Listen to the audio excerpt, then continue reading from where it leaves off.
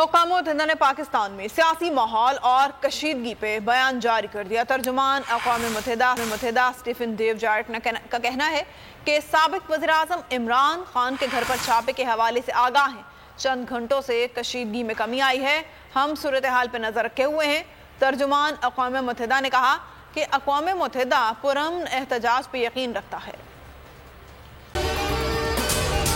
اگر آپ کو یہ ویڈیو پسند آئی ہے تو ہمارے چینل کو سبسکرائب کریں اور بیل آئیکن کو پریس کریں۔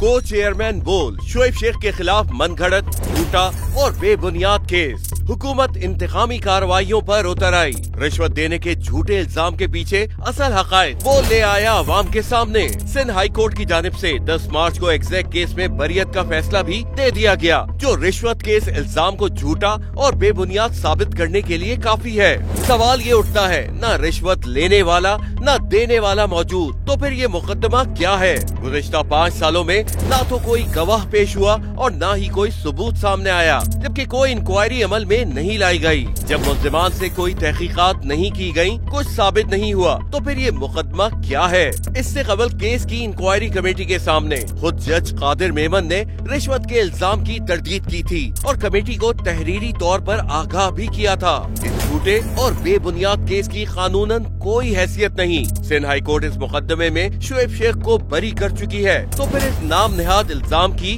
قانونی حیثیت کیا ہے؟ بول انصاف کا منتظر ہے۔